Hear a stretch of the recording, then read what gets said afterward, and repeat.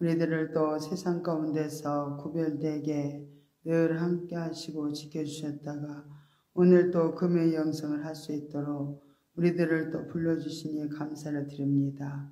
이 시간에 온전히 주님께서 통치하여 주시고 마지막 때 우리가 아버지 하나님이셔 정말로 우리가 준비되어야 될 부분과 우리가 아버지 하나님이셔 바로 아버지 하나님이셔 정말로 무엇에 우리가 마음을 아버지 두고 살아가야 되는지 성령님께서 이 시간도 온전히 통치하여 주시고 깨우쳐 주셔서 아버지 주님 앞에 설 수 있도록 우리가 단장되어지는 귀한 시간 되게 하여 주옵소서. 성령 하나님 이 시간도 온전히 우리 마음을 하나님께로 향하게 하시고 정말 온전히 우리가 아름답게 아버지 앞에 영광 돌릴 수 있는 복된 심령으로 우리를 세우시고 이끌어 주옵소서.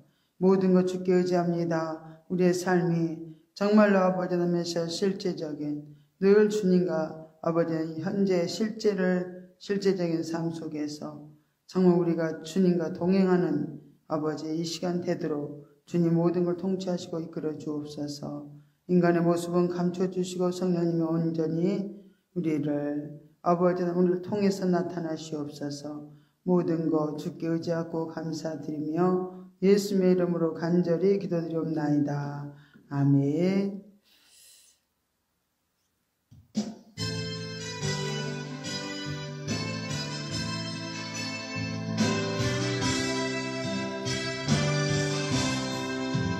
약한 너를 강하게 가난한 날 부하게 눈먼 날 볼 수 있게 주 내게 행하셨네.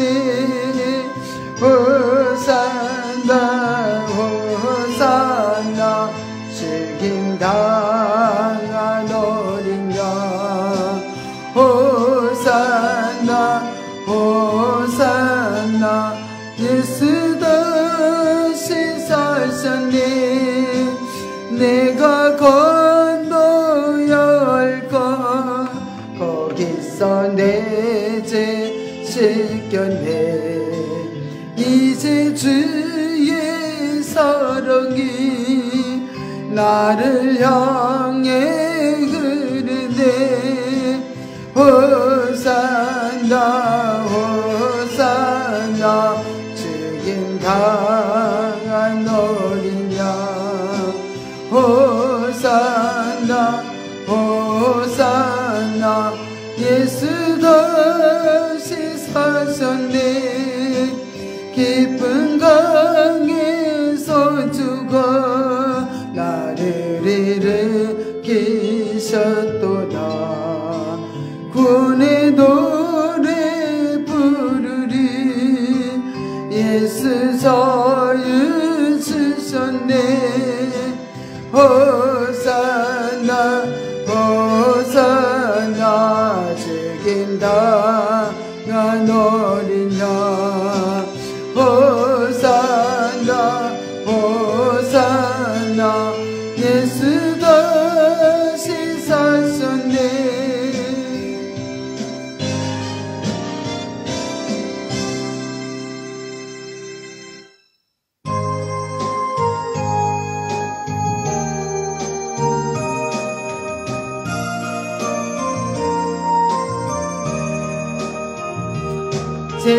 세상에는 실패했어도 너는 절망하지 말라.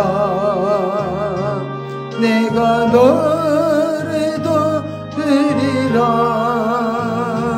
다시 일어서게 하리라. 질병으로 고통당해도 나는 두려워 말라. 내가 너를 도우리라. 다시 일어서게 하리라. 나를 버린 자들도 내가 사랑하거든. 하물며 너희를 그냥 들까보냐. 나는 너와 함께하는 너의 하나님 대민이 그런 오른손으로 붙들리라.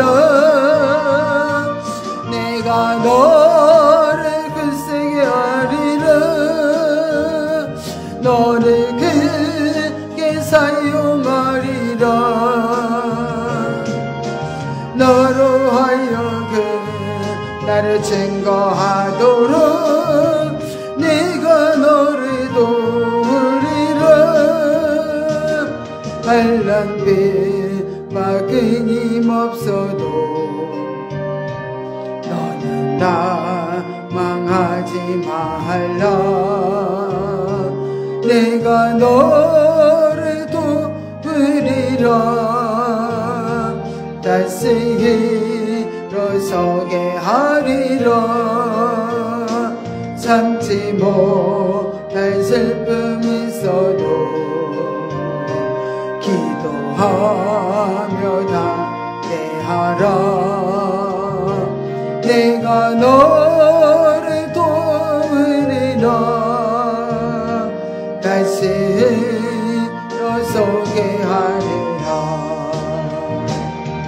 감사 눈물 흘리며 믿음으로 간구하는 너의 기도를 내가 예면하라. 나는 너와 함께하는 너의 하나님 대민이 푸른 오른손으로 붙들리라. 내가 너를 굳세게 하리라. 너를 크게 사용하리라. 너로 하여금 나를 증거하도록 네가 너를 도우리라. 아멘.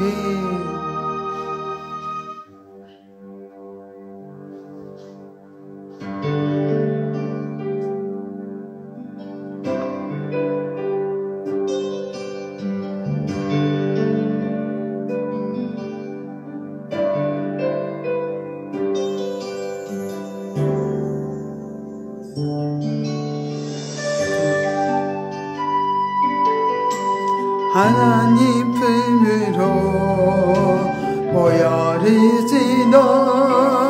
아버지 품으로 모여르지 너. 하나님 품으로 한 걸음씩 나아가네. 모여르지 너. 하나님 품으로 모여르지 너. 아버지 품으로 모여르지 너. 하나님 품으로 한 걸음씩 나아가네. 종기여 제모여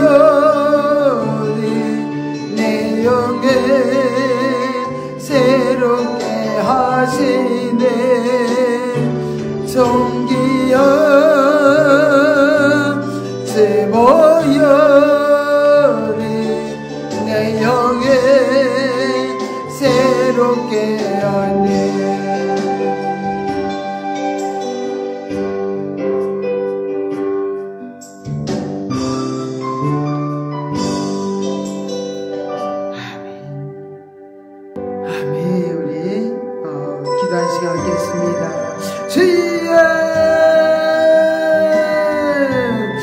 할렐루야. 고맙고 감사하신 하나님 아버지 은혜 사랑을 감사드립니다. 아버지면서 우리는 세상에 아버지면서 살면서 아버지면서 얼마나 또 과거에 배우고 아버지면서 사건 관계의 문제면서 우리는 아버지 후회하고 낭망하며 아버지면서 잘자라며 아버지 절망할 때가 많이 있습니다. 그러나 아버지면서 정말 아버지면서 우리 모든 아버지의 삶은 하나님이 아버지면서 통치하시고 아버지면서 이끄심 따라 아버지 아버지하면서 모든 사건들이 일어난 것을 깨달은다며 하나님 아버지하면서 우리가 두려울 것도 없고 염려할 것도 없습니다. 하나님 아버지하면서 시간에 온전히 아버지의 뜻을 깨닫기 원합니다. 아버지하면서 시간 아버지하면서 온전히 우리가 아버지 앞에 합당한 자로 세워지기를 아버지 원합나이다. 아버지하면서 정말 우리의 과거에 매이지 않게 하여 주시고 아버지하면서 정말 현실에서 아버지하면서 주님과 아버지하면서 주님의 아버지 통치를 받는 시간 되어지도록 아버지하면서 시간도 아버지 않게 하여 주시옵기를 아버지 원합나이다. 우리는 아버지하면서 정말 아버지의 껍데기에 불과합니다. 껍데기는 아무것도 할 수 없습니다. 우리 주님은 우리 안에 아버지하면서 주의 알맹이로 우리 가운데 온전히 아버지하면서 차정하시고 아버지 통치하실 때만이 아버지 우리가 합당한 자로 하나님 아버지 살아갈 수 있습니다. 온전히 우리의 육신의 모든 약함을 아버지 하면서 낱낱이 아버지 제거하시고 하나님 앞에 합당한 자로 아버지 하면서 영광 돌릴 수 있는 복된 시간 되게 도와주시옵소서. 모든 것을 주께 의지합니다. 주님 이끌어 주옵소서. 예수님 이름으로 간절히 기도드리옵나이다. 아멘. 우리 사도신경으로 신앙 고백하십니다. 전능하사 천지를 만드신 하나님 아버지를 내가 믿사오며 그의 아들 우리 주 예수 그리스도를 믿사오니 이는 성령으로 잉태하사 동정녀 마리아에게 나시고 본디오 빌라도에게 고난을 받으사 십자가에 못 박혀 죽으시고 장사한 지 사흘 만에 죽은 자 가운데서 다시 살아나시며 하늘에 오르사 전능하신 하나님 우편에 앉아 계시다가 저리로서 산자와 죽은 자를 심판하러 오시리라. 성령을 믿사오며 거룩한 공예와 성도가 서로 교통하는 것과 죄를 사하여 주시는 것과 몸이 다시 사는 것과 영원히 사는 것을 믿사옵나이다. 아멘. 네, 오늘은 오늘부터 금요일 날은 요한계시록에 대해서 말씀을 전하려고 합니다. 요한계시록은 우리들이 또 반드시 또 밝히 알지 않으면은 우리가 마지막 때에 또 우리가 예비할 수가 없기 때문에 오늘부터 잘 배워서 우리가 정말로 또 배워서 그대로 삶을 살아드릴 수 있는 또 저와 여러분이 되어야 될 줄 믿습니다. 요한계시록의 해석 방향성에 대해서 요한계시록 해석 방향성에 대해서 보겠습니다. 종말에 가장 귀한 또 척추가 되는 요한계시록과 또 다니엘서는 상징적인 표현의 또 계시록 여러 곳에 그렇게 나와 있습니다. 그래서 상징적인 표현은 그 내용을 또 상징적으로 표현했을 뿐 결코 그 내용 자체가 상징적이 아니다는 것을 알아야 될 줄 믿습니다. 그래서 내용에 이렇게 보면 상징성은 이렇게 혹 있어요. 그렇지만은 그것을 이유로 해서 내용 자체를 상징적으로 해석을 한다면 하나님의 의도와 또 성경적인 이렇게 방향이 이렇게 엇나가면서 굉장히 혼란을 시켜가지고 엉뚱한 논리로 이렇게 전개되어 가기 때문에 상징적인 그런 표현에 대해서 우리는 이제 실제적인 내용의 맥을 찾아가지고 우리가 해석을 할 때 올바른 해석을 우리가 기대할 수가 있습니다. 그러면은 요한계시록은 그럼 어떤 책인가?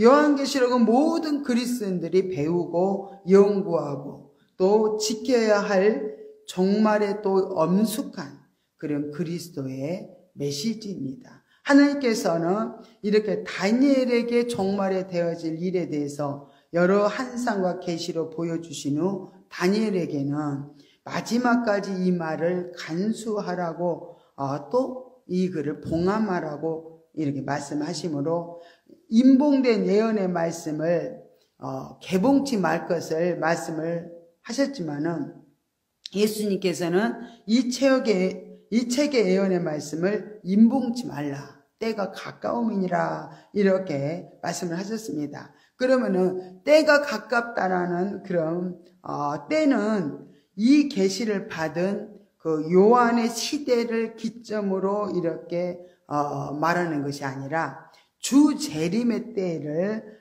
기점으로 이렇게 말씀하고 있습니다. 우리는 이렇게 애언의 성취와 주 재림의 시대를 시대적 징조를 그래서 우리는 부단히 연구를 해야 될 줄로 믿습니다.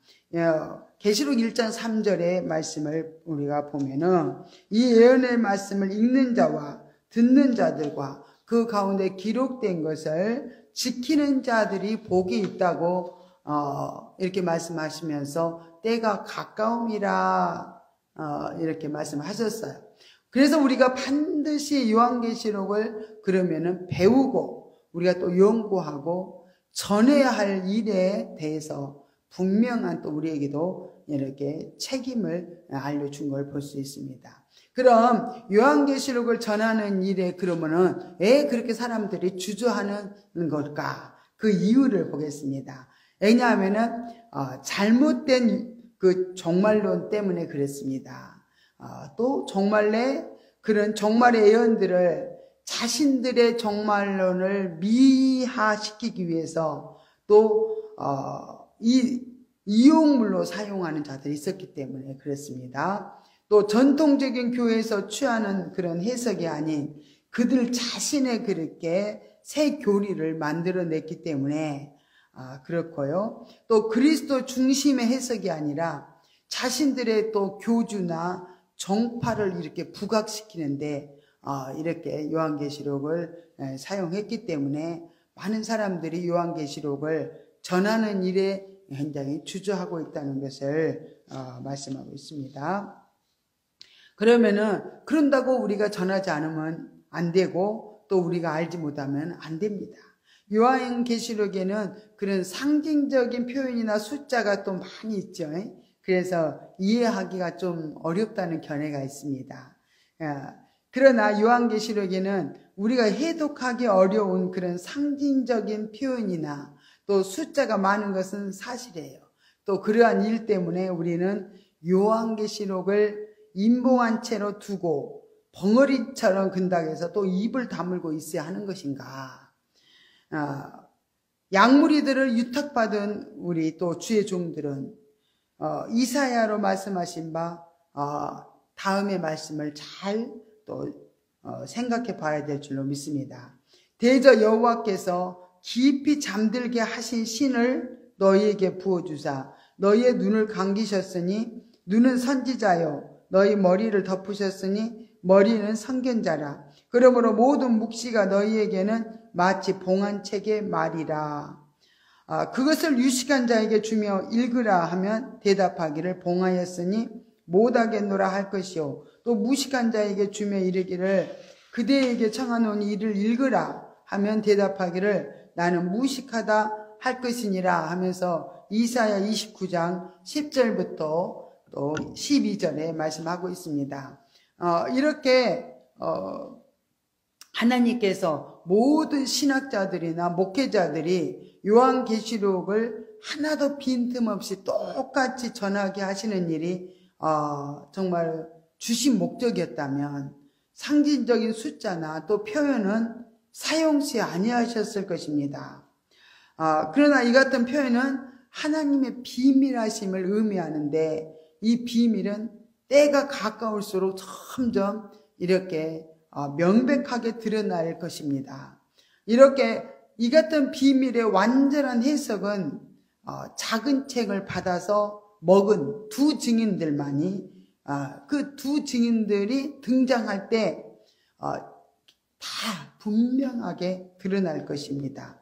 우리는 다만 성령께서 깨닫게 해주시는 그 범위 안에서 성도들의 그 신부단장을 시키는 일에 우리가 목적을 두고 이 말씀을 배우고 또 연구하는 일에 또 연구하고 전한다면 참 주님의 또 칭찬을 받게 될 것이라고 마태복음 24장 45절부터 47절에 말씀하고 있습니다. 한번 우리가 읽어볼까요? 마태복음 24장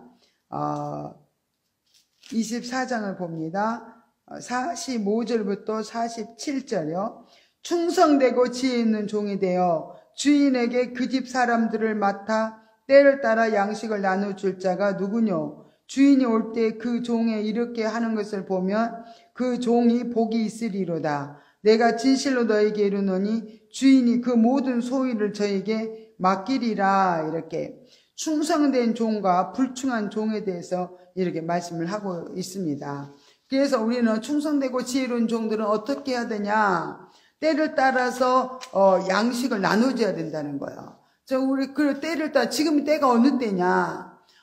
그 때를 알고 양식을 나눠주는 그런 주의 종들이 돼야 된다는 거예요. 그러면은 주님이 오실 때 칭찬을 받게 될 것이라고 말씀을 하고 있습니다. 그러면은 요한계시록 22장 18절부터 19절에도 보면 예언의 말씀을 가감하는 자에게 경종하는 내용 본문이 있습니다. 내가 이 책의 예언의 말씀을 듣는 각인에게 증거하노니 만일 누구든지 이것들 외에 더하면 하나님이 이 책에 기록된 재앙들을 그에게 더하실 터요. 만일 누구든지 이 책의 예언의 말씀에서 제하여 버리면 하나님이 이 책에 기록된 생명나무와 및 거룩한 성의 참여함을 제하여 버리시리라. 이런 말씀을 또 우리에게 주면서 경종을 하고 있습니다. 그런데 이제 여기서 우리가 알아야 할 것은 결코 이 예언의 복음적인 해석을 지적하신 사실이 아니라는 것을 볼 수 있습니다. 여기서 더하면이라고 하신 말씀은 계시의 새로운 첨가를 이렇게 말하는 것으로 성경에 없는 계시를 이렇게 보태는 일입니다. 또 계시를 받았다는 이렇게 명목으로 비복음적인 그런 사실이나 또 사건을 개입시키는 일을 말하고 있습니다. 그래서 또한 제하여 버리며 이란 이 말씀 역시 계시의 고의적인 그 삭제를 가리키는 말입니다. 명백히 계시되어 있는 그런 사실을 또 이렇게 제외시켜버리는 일인데 잘못된 자기 주장을 합리화시키려는 그런 의도로 명백한 진리를 삭제해버리는 일을 이렇게 말씀하고 있습니다. 그래서 요한계시록에 기록된 말씀을 더하거나 또 제하여 버린다면 큰 재앙이 임한다는 말씀을 확실하게 해주고 있음을 볼 수 있습니다. 그럼 요한계시록을 가르치고 배우고 전하는 일에 우리가 또 유의해야 될 점이 있습니다. 그것은 요한계시록은 반드시 구원론과 갈등이 없어야 됩니다. 구원은 예수 믿으면 우리가 구원을 얻는다는 그런 사상과 또 성경 전체에 흐르고 있는 그 진리로 그 무엇으로도 이 사상을 뒤엎을 수는 없다는 거예요. 그래서 성경은 그 어떤 경우에도 그리스도 피로 값주고 사신 성도들을 멸망받을 수 없다고 말씀하고 있습니다. 그러므로 요한계시록에는 죽임을 당한 어린 양의 생명책에 창세 이후로 농명되지 못하고 이 땅에 사는 자들은 다 짐승에게 경배하리라는 말씀으로 짐승의 표를 받고 또 멸망받을 자들이 누구인가에 대하여서 분명한 해답을 주고 있는 것임을 계시록 13장 8절에 말씀하고 있습니다. 요한계시록은 성경 전체적인 그런 매개의 흐름을 이탈해서는 안 된다는 거예요.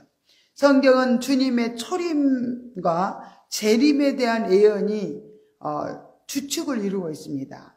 초림의 예언은 이미 성취했어요. 예수님 오심으로. 그러나 재림의 예언은 지금 성취 중에 이제 있습니다. 이 재림에 대한 이런 종합적인 예언이 요한계시록이기 때문에 이 계시록의 어떤 내용도 성경의 흐름에 역행해서는 안 된다는 것을 우리는 알아야 될 줄 믿습니다.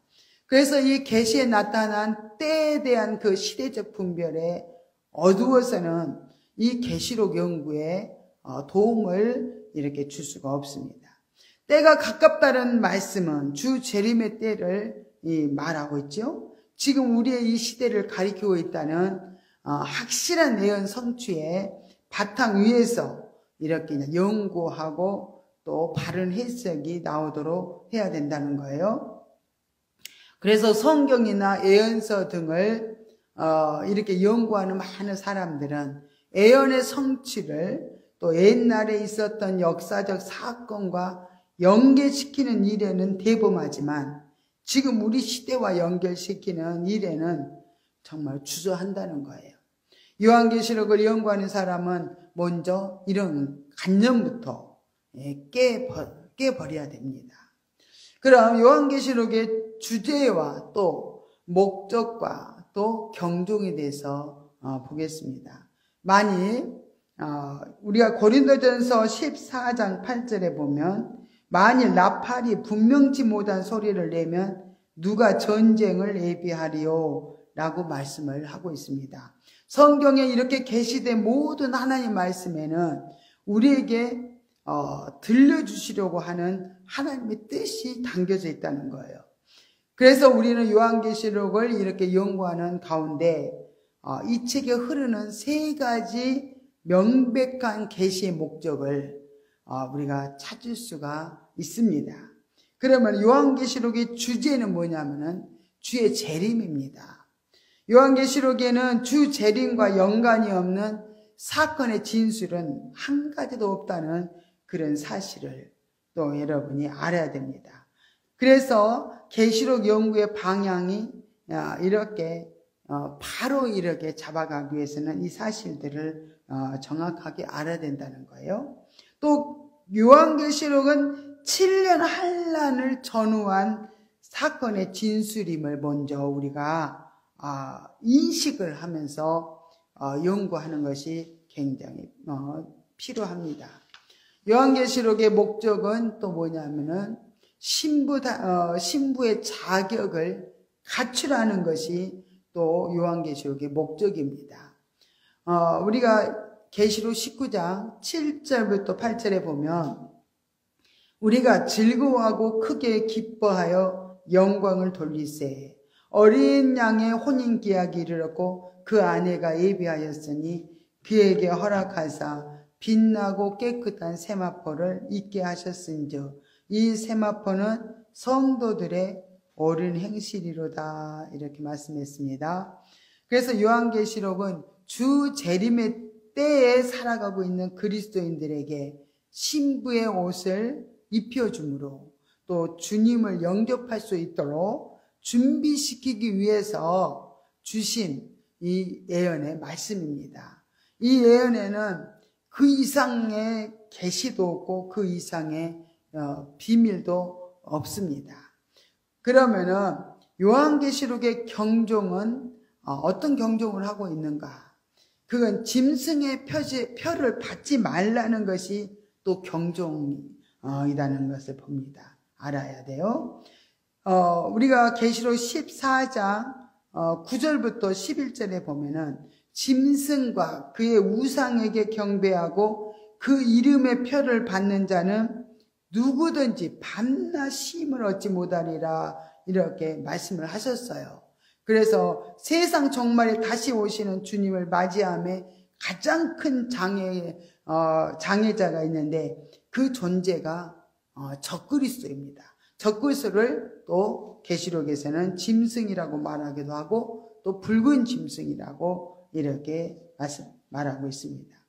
그러면 이 적그리스도가 종말에 나타나 두 가지 큰 일을 이렇게 하게 됩니다. 하나는 생명책에 기록되어 있지 아니한 모든 인류에게 자기의 소유의 표식인 짐승의 표 666표를 이렇게 받게 한다는 거예요.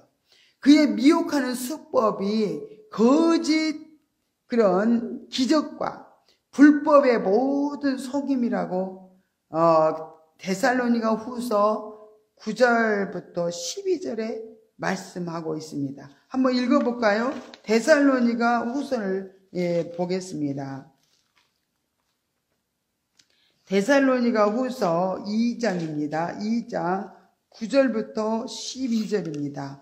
악한 자의 임함은 사단의 역사를 따라 모든 능력과 표적과 거짓 기적과 불의의 모든 속임으로 멸망하는 자들에게 임하리니 이는 저희가 진리의 사랑을 받지 아니하여 구원함을 얻지 못함이니라. 이러므로 하나님의 유혹을 저희 가운데 역사하게 하사 거짓 것을 믿게 하시면 진리를 믿지 않고 불의를 좋아하는 모든 자로 심판을 받게 하려 하심이니라. 그렇게 말씀하셨어요.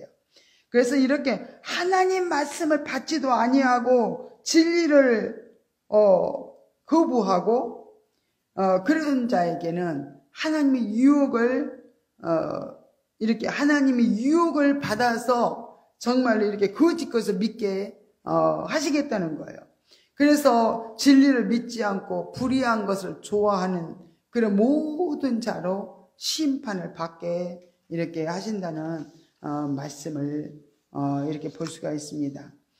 우리가 그렇게 하나님 말씀을 싫어하고 거짓된 것을 좋아하고 또 하나님 말씀보다도 세상에서 배우는 모든 세상의 이론들, 세상의 지식들을 더 좋아하고 이런 자에게는 저절로 이렇게 사단의 미혹을 받을 수 있도록 이렇게 만들겠다는 거예요. 그래서 그들이 다 멸망을 받도록 심판을 하도록 이렇게 그들을 만들겠다는 거예요. 심판 가운데 떨어지도록 만들겠다는 거예요. 또 다른 한 가지는 이자가 하나님의 백성들에게 말할 수 없는 시련을 주는 일입니다. 그래서 우리가 계시록을 한번 또 봅니다. 계시록 2장 10절을 봅니다. 내가 장차 받을 고난을 두려워 말라. 볼지어다 마귀가 장차 너희 가운데서 몇 사람을 옥에 던져 시험을 받게 하리니 너희가 10일 동안 환난을 받으리라. 내가 죽도록 충성하라. 그리하면 내가 생명의 면류관을 내게 주리라. 이렇게 적그리스도가 하나님의 백성들에게 이렇게 엄청난 이렇게 환난을 준다는 거예요. 그러나 환난을 고난을 두려워하지 말라는 거예요. 그래서 우리에게 하나님은 절대로 받을 고난, 우리에게 닥칠 고난을 두려워하지 말라고 말씀하고 있습니다. 그러면은 계시록 7장을 보겠습니다. 7장 14절. 7장 14절에도 내가 가로되 내 주여 당신이 알리이다 하니 그가 나더러 이르되 이는 큰 환난에서 나오는 자들인데 어린 양의 피에 그 옷을 씻어 쉬게 하였느니라. 이 적그리스도로 통해서 큰 환난을 받게 되는데 그 환난을 통해서 나온 자들, 어린 양의 피에 그 옷을 씻김 받은 자들은 하나님의 구원받은 백성들인 걸 볼 수 있습니다. 또 계시록 우리가 11장을 보겠습니다. 계시록 11장 7절을 보겠습니다. 저희가 그 증거를 마칠 때 무제갱으로부터 올라오는 짐승이 저희로 더불어 전쟁을 일으켜 저희를 이기고 저희를 죽일 터인즉 이렇게 적그리스도 짐승이 전쟁을 일으켜서 저희를 이기고 죽일 터인즉 이렇게 적그리스도를 통해서 이렇게 죽이는 역사. 이때 죽임을 당하는 사람들이 누구냐면 두 증인들이에요. 두 증인들이 전 3년 반 동안 열심히 종말의 복음을 전해서 신부단장을 시키고 많은 영혼들을 깨워서 신부단장을 시키고 또 이제 전 3년 반 동안에 자기 사명을 다 완수하고 이 적그리스도를 통해서 순교를 당하게 되는 그런 모습을 여기서 말씀을 하고 있습니다. 그럼 계시록 12장을 또 봅니다. 12장 7절부터 8절을 보겠습니다. 하늘에 전쟁이 있으니 미가엘과 그의 사자들이 용으로 더불어 싸울세 용과 그의 사자들도 싸우나 이기지 못하여 다시 하늘에서 저에 있을 것을 얻지 못한지라. 이렇게 반드시 미가엘과 그의 사자들이 용으로 더불어 지금 싸운다는 것을 볼 때 하나님의 백성들을 정말로 괴롭히는 이 사단들과 또 미가엘 천사가 이렇게 싸우는 그런 모습을 볼 수 있어요. 그래서 끊임없이 이렇게 하나님과 또 천사들과 하나님 백성들을 대적하고 그들을 죽이고 그 난란 가운데 던지고 이렇게 그런 일들을 적그리스도가 한다는 것을 말씀에 하나하나 기록을 해 놓았습니다. 우리가 이렇게 종말에 있을 이 같은 환난의 날에 짐승의 표를 받지 않으려면 우리가 다음에 세 가지를 유의해야 할 줄로 믿습니다. 첫째는 이적이나 기적 신앙에 물들지 말라는 거예요. 오늘날에도 이적이나 기적을 일으키는 교회는 사람들이 많이 있습니다. 그래서 정말로 기적 이적을 좋아하는 기적 이적을 따라다니는 사람들은요, 적그리스도도 마지막 때는 이렇게 이적 기적을 일으킨다는 거예요. 그러면은 이적 기적을 일으킬 때 많은 사람들이 그렇게 미혹되어서 적그리스도를 따라가게 된다는 거예요. 그렇기 때문에 이런 기적이나 이적 신앙에 물들지 말라는 거예요. 끝까지 진리를 파수해야 된다는 것을 말씀하고 있습니다. 우리가 오늘 또 말씀을 보겠어요. 데살로니가 우리가 후서를 보겠습니다. 데살로니가 후서 아까 말씀을 읽은 말씀입니다.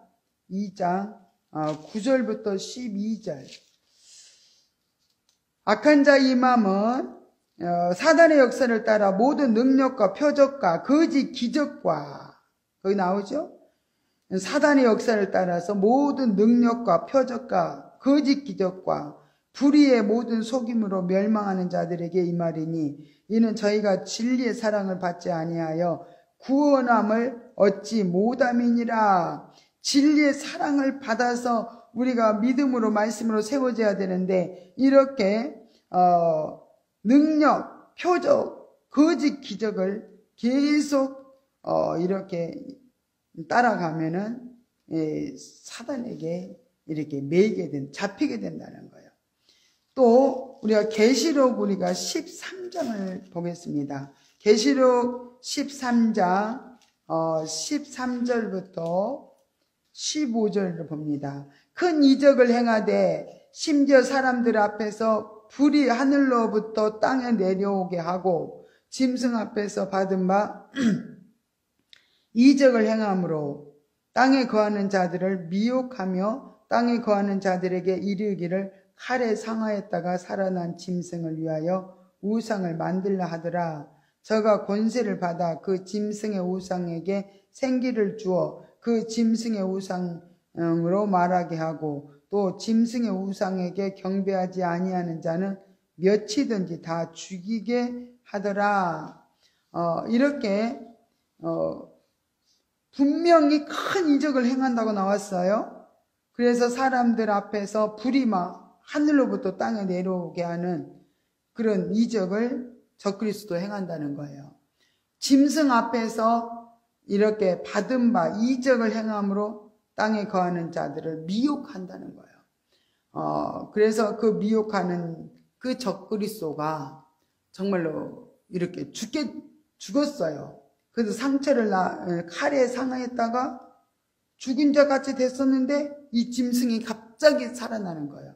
그러니까 세상에 많은 사람들이 죽은 사람 살아나니까 또 많은 사람이 이상하게 여기는 만큼 모든 사람들이 그를 따른다. 그렇게 말을 하고 있습니다. 그래서 이렇게 하나님의 진리 가운데 반듯하게 세워지지 못한 자들은 그리스도의 피로 씻음 받지 못하고 거듭나는 새 사람으로 변화되지 못한 심령들은 다 이렇게 이상하리만큼 이렇게 적그리스도를 따라간다는 것을 여기서 말씀하고 있습니다. 그래서 우리는 이적이나 기적을 따라가면 정말로 안 되고 항상 우리는 말씀을 따라 우리는 가야 돼요. 주님을 따라 가야 됩니다.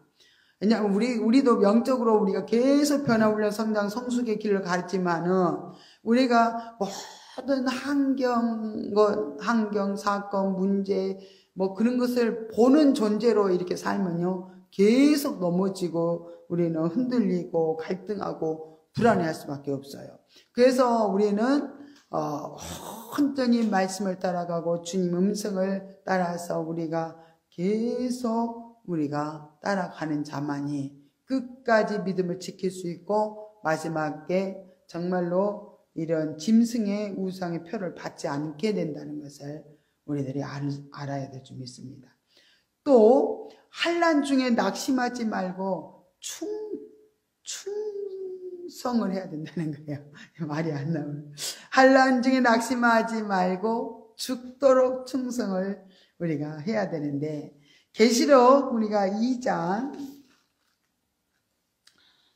봅니다. 계시록 2장 10절부터 보겠습니다. 10절부터 15절까지 보겠습니다.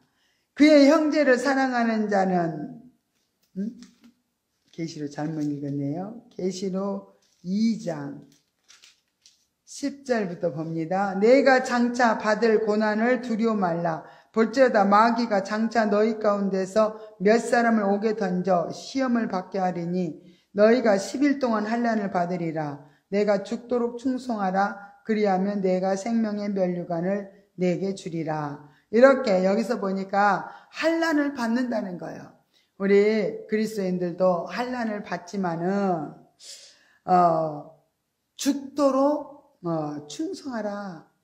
그리하면 내가 생명의 면류관을 주리라고 이렇게 주님이 약속을 하고 있습니다. 그래서 환난 중에 낙심하지 않고 죽도록 충성이라는 말씀이에요. 또 마태복음 10장을 이렇게 보겠습니다. 마태복음 10장 33절을 보겠습니다. 누구든지 사람 앞에서 나를 부인하면 나도 하늘에 계신 내 아버지 앞에서 저를 부인하리라. 우리가 이 땅에서 환난을 당하고 핍박을 당할 때 우리가 예수 그리스도를 부인하면은 하나님 앞에서 예수 그리스도께서 우리를 부인한다는 거예요. 그래서 우리는 어떤 환난이 닥쳐도 우리는 예수님을 부인하면 안 돼요. 부인하면 우리도 버림을 받게 됩니다. 이렇게 하나님의 백성들은 종말에 있을 적그리스도의 무리들과 우리는 투쟁을 반드시 해야 돼요. 그래야만 또 승리할 수가 있습니다. 이 승리의 방법은 오직 충성과 인내로 이루게 하신다는 것을 우리는 명심해야 될 줄로 믿습니다. 그래서 우리는 이 적그리스도의 통치 안에 들어가지 않기 위해서 후 3년 반에는 대환란이에요. 그래서 적그리스도 통치 안에 나는 너무너무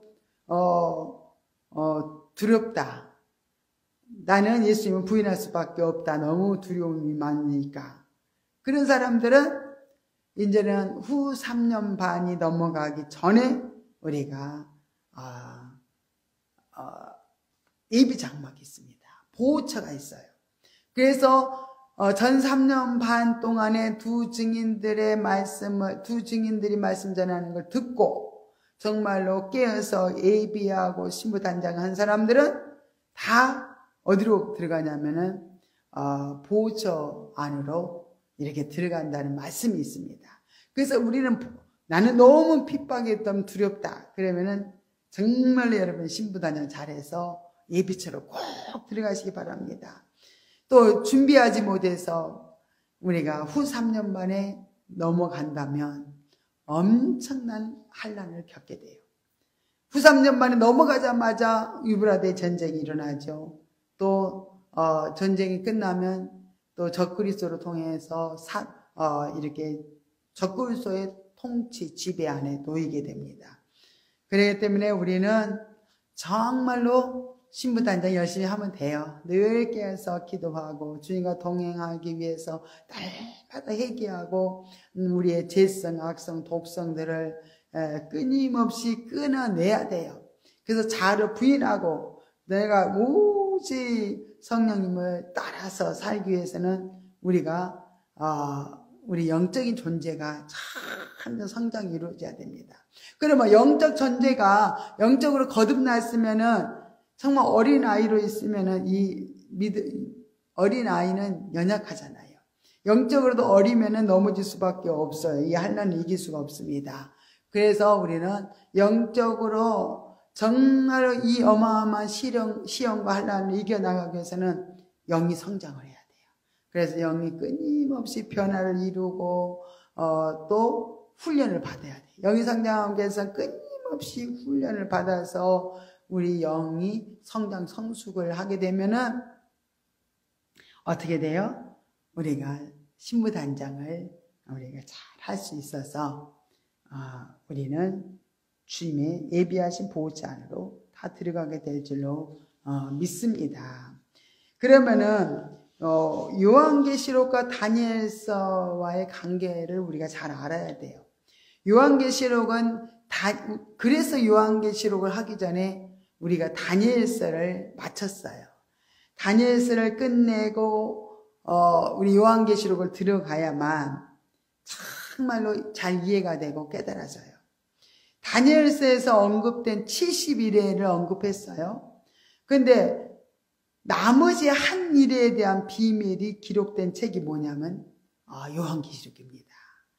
그러므로 다니엘서를 자세히 연구하지 않고는 계시록의 깊은 뜻을 깨닫기 어렵다는 것을 알아야 돼요. 계시록을 연구하려면 적어도 이제 우리가 여기 아래 비교를 해놨어요. 다니엘서와 요한계시록. 그 비교를 우리가 잘 이렇게 연구를 해가지고 비교를 이렇게 해서 대조를 해보면 자세히 우리가 깨달을 수가 있게 됩니다. 그럼 우리가 이제 다니엘서를 배웠어요. 그러면 다니엘서 2장에 보면은 느부갓네살 왕이 꿈을 꿨죠. 그 꾸는데 그 꿈에서 신상이 나타났어요. 그 신상은 바벨론으로부터 큰 신상인데 바벨론으로부터 역사가 시작해서 이렇게 발가락 시대까지 인류의 종말에 대해서 잘 기록을 해놨습니다.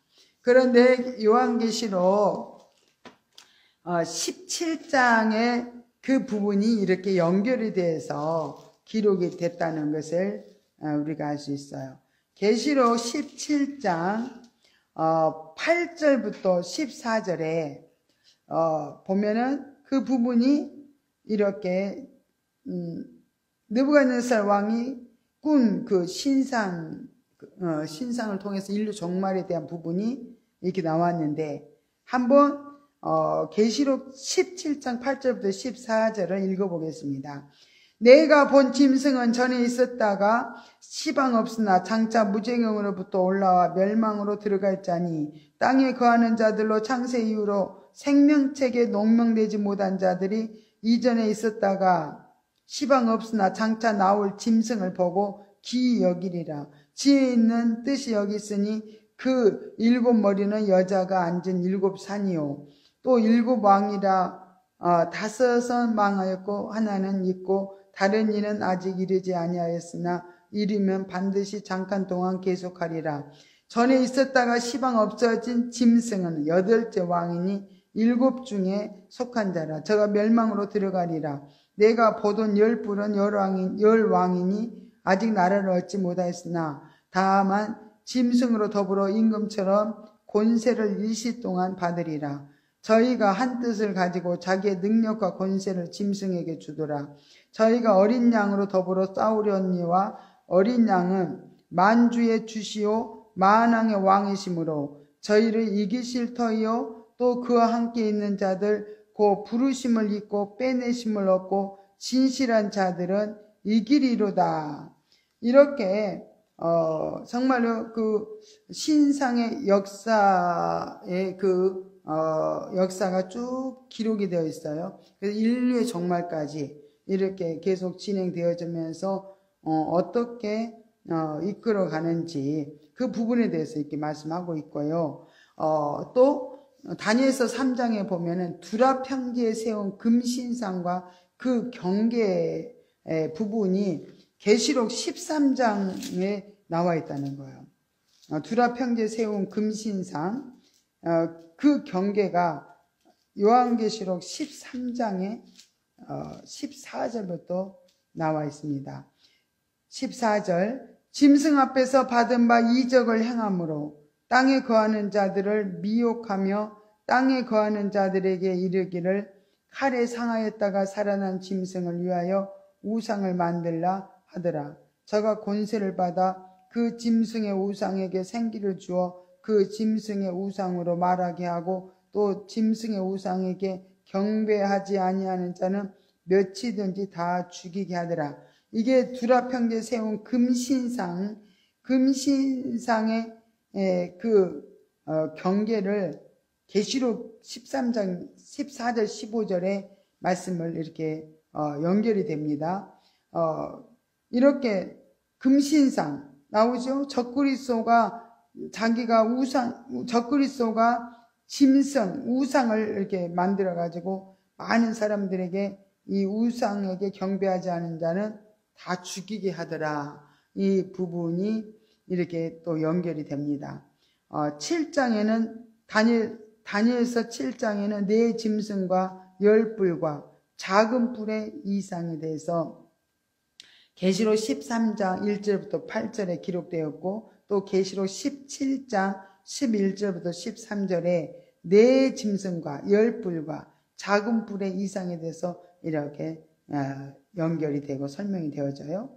또 8장에는 작은 뿔의 등장과 그 해석은 계시록 13장 1절부터 5절, 계시록 17장 8절부터 13절에 작은 뿔에 대해서 쭉 이렇게 요한계시록에 연결이 되고 있습니다. 11장에는 인류 역사의 종말까지 전쟁이 계속되는데 계시록 9장 14절부터 18절, 계시록 19장 11절부터 21절이 인류 역사의 그 종말까지 이렇게 계속 전쟁이 계속되는 것이 이렇게 기록되었습니다. 또 계시록 다니엘서 12장은요 마지막 환난과 인류의 최종 그 심판에 대해서 계시록 16장에 또 나와 있고요. 계시록 20장에 인류의 최종 심판에 대해서 이렇게 기록을 이렇게 잘 해놨습니다.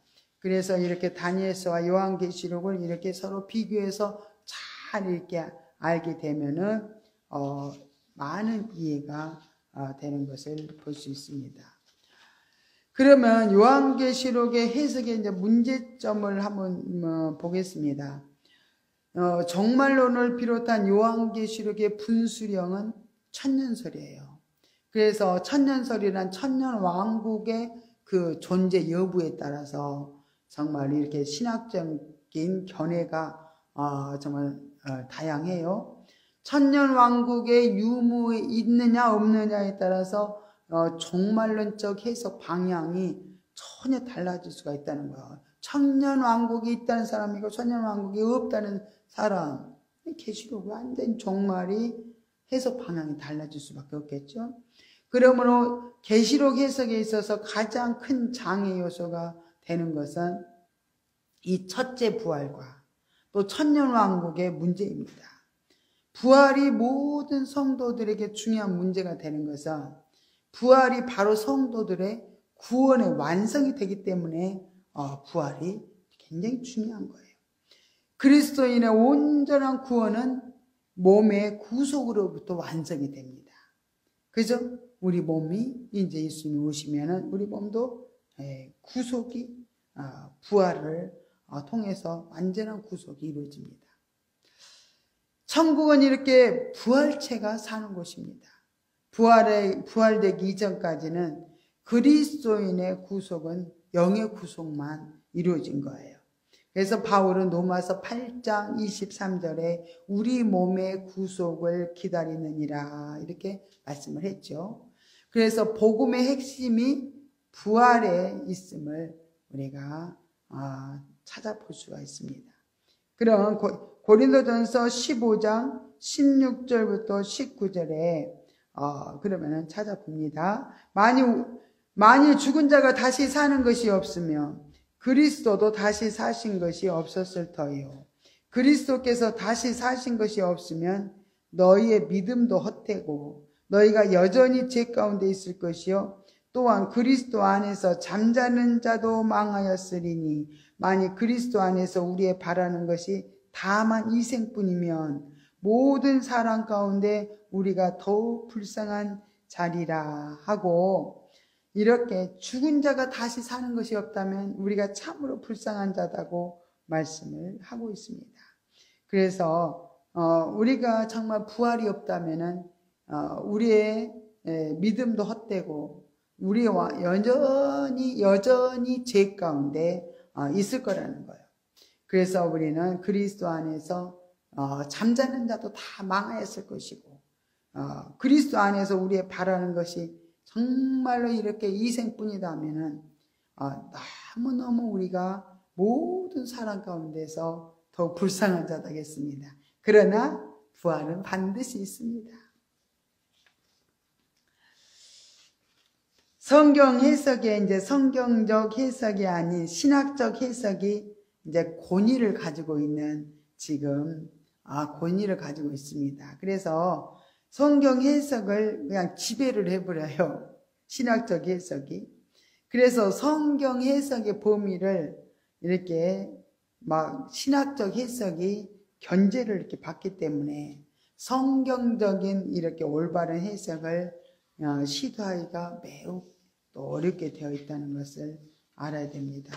아무리 연구를 많이 한 목회자일지라도 신학적 학설의 구애를 받으면 그 굴레를 벗어나지 못한다는 거예요. 그래서 또 올바른 해석을 이렇게 기대할 수가 없다고 말씀하고 있습니다.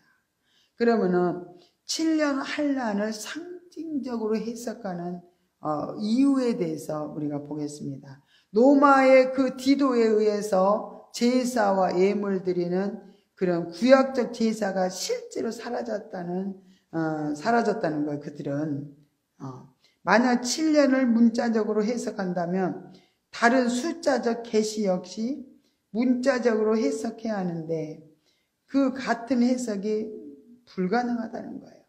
그래서 7년 환란을 주장하면 7년 환란에 들어가는 그런 시기 문제가 이제 이렇게 대두하게 되므로 비성경적이라는 거예요. 7년 환란설은 주님의 재림 시기가 7년에 한정된 시기가 되므로 시한부 종말이 된다는 것입니다. 그래서 이렇게 7년 환란을 상징적으로 그렇게 해석하는 이유를 이렇게 말하고 있습니다. 그럼 상징적 해석은 종말론적 예언이나 종말에 관한 징조의 나타남이나 성취를 인정하지 않고 있기 때문에 다니엘서나 계시록에서 얻을 수 있는 것이라고는 주의 재림에 언제인가 있다고는 사실 언젠가는 재림이 있다. 그렇게 하는 것이라는 거. 그것뿐이라는 거예요. 그래서 주님께서 말씀하신 때를 따라서 양식을 나누어 주는 그런 지혜로운 그 종의 삶 대신에 세상 많은 사람들이 이제 언젠가는 예수님이 이렇게 재림한다. 이렇게 막연하게만 알려준다면은 많은 그리스도인들이 세상의 기복적인 삶에 빠질 그런 염려가 있다는 거예요. 그래서 듣는 이에게 깨어있는 삶으로 이끄는 그런 경종이 안 되기 때문에 정말 이렇게 상징적 해석을 주장하는 것은 굉장히 안타까운 일이라는 거예요.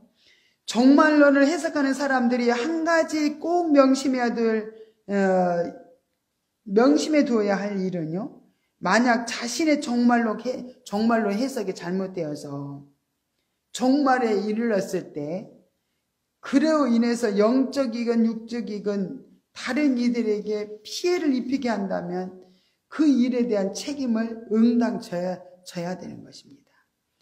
그렇기 때문에 두려운 마음으로 정말로 우리는 잘 전해야 되고 또 성경 말씀대로 그대로 바로 증거해야 되는 것이 얼마나 중요한지 모릅니다. 그래서 상징적 해석의 위험성은 종말론에 중심되는 요한계시록과 다니엘서는 상징적인 표현으로 이렇게 계시가 여러 곳에서 있는데, 상징적인 표현은 그 내용을 상징적으로 표현했을 뿐 결코 내용 자체가 상징적임을 의미하는 것이 아니다는 거예요.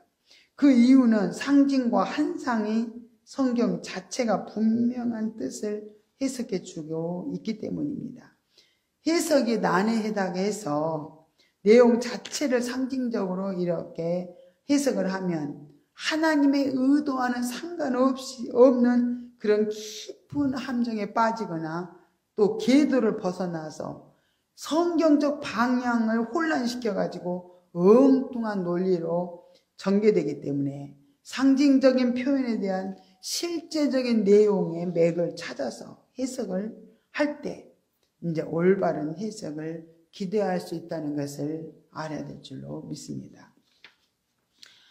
그러므로 상징적 해석은 계시의 모든 면을 상징적으로만 보기 때문에 여러 갈래의 해석을 또 이렇게 다 또 수용해야 합니다.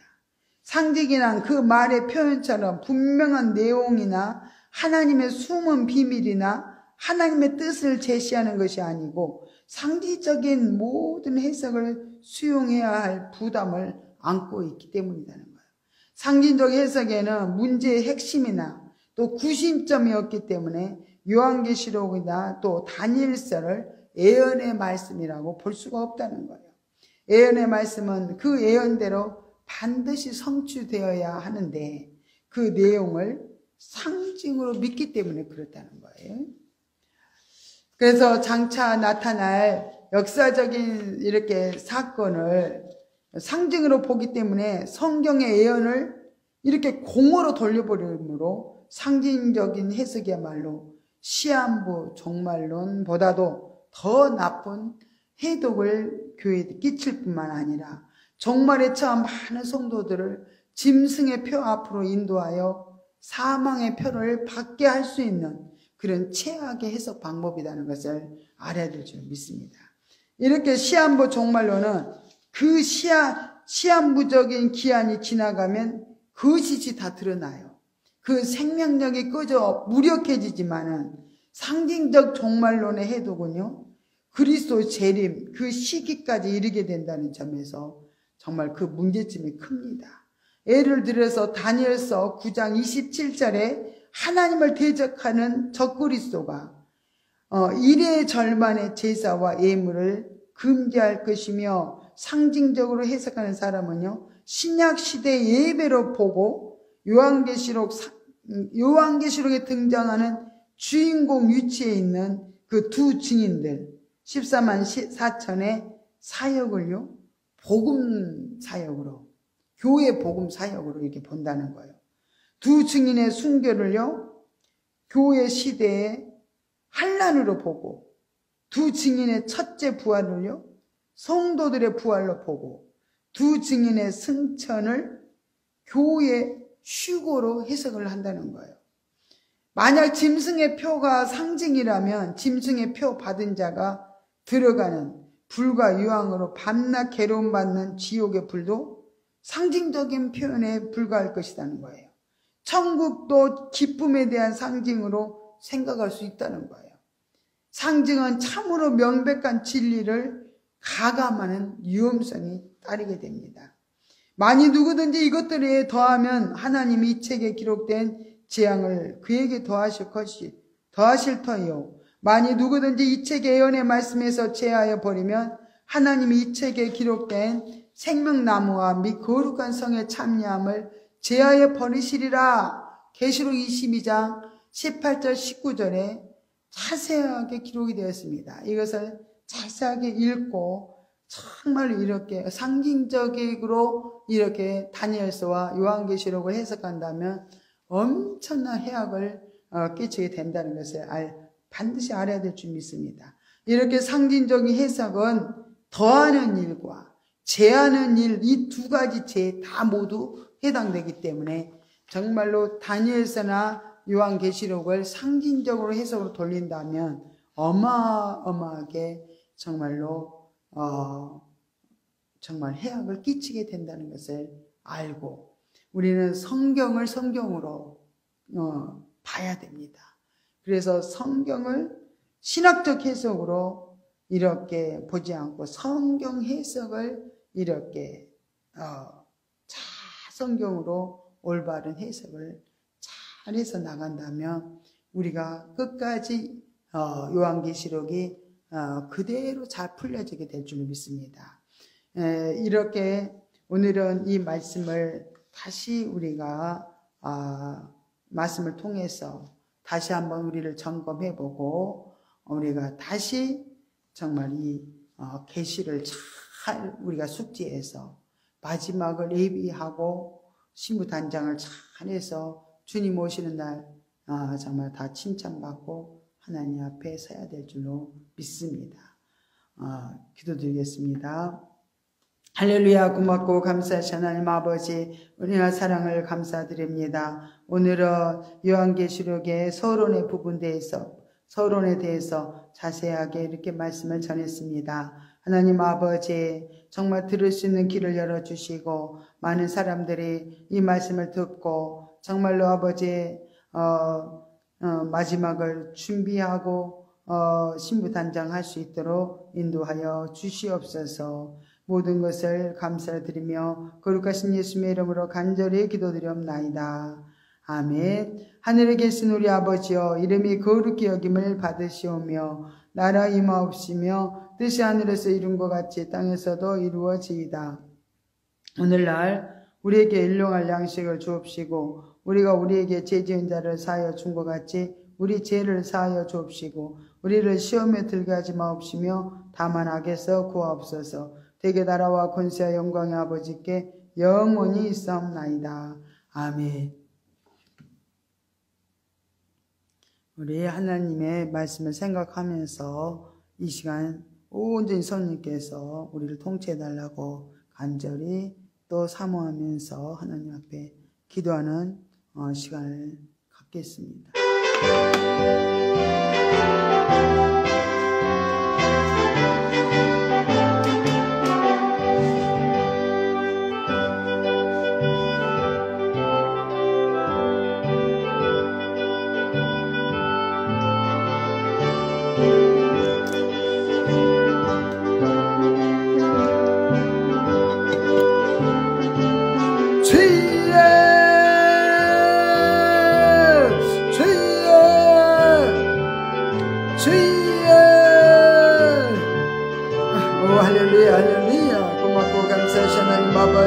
은혜와 사랑을 감사드립니다. 하나님 아버지 남의 계시되 하나님의 귀한 말씀들이 아버지 남에서 주여 열어져서 아버지 남에서 우리가 성경 본 눈이 열려지고 아버지 마지막에 아버지 남에서 아버지 예비할 수 있는 귀한 성도들이 다 되게 하여 주시옵소서. 주여 아버지 남에서 기도할 때마다 하나님 아버지 남에서 정말로 우리에게 분별력 주시옵소서. 아버지 남에서 이때는 아버지 마지막 정말의 시대 때를 아버지 남에서 지금 우리 살아가고 있습니다. 아버지 남에서 이 시대에 아버지 남에서 우리가 깨어서 아버지 남에서 정말 때를 분별하고 아버지 남에서 날마다 아버지 남에서 깨어 기도할 수 있도록 인도하여 주시옵소서. 아버지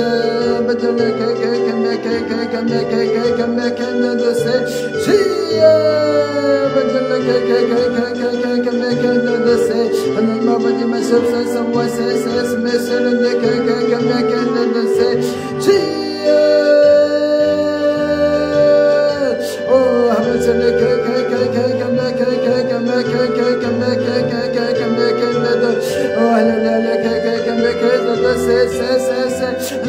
말씀하소서. 아버지 마셔서 하나님 아버지 하나님 아버지 마소서 weseses 메시는데 주여 오래 캔들라 세세ses 메시는데 주여 할렐루야 할렐루야 하나님 아버지 마소서 weseses 메시는데 아버지 할렐루야 아버지 마소서 성령님 아버지 시간 충만하게 우리 가운데 임하시옵소서 아버지 마지막에 아버지 소리고 아버지 주여 기도하기로 합니다 오늘 세세스 메시는데 아버지를 아버지 마시옵소서 weseses 메시는데 아버지를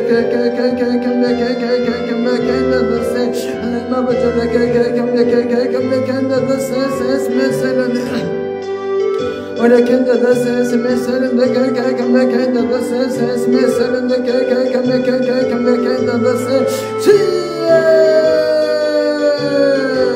Ora kenda da ses meserin de kenda da Abacha hallelujah okay kenda da ses Abacha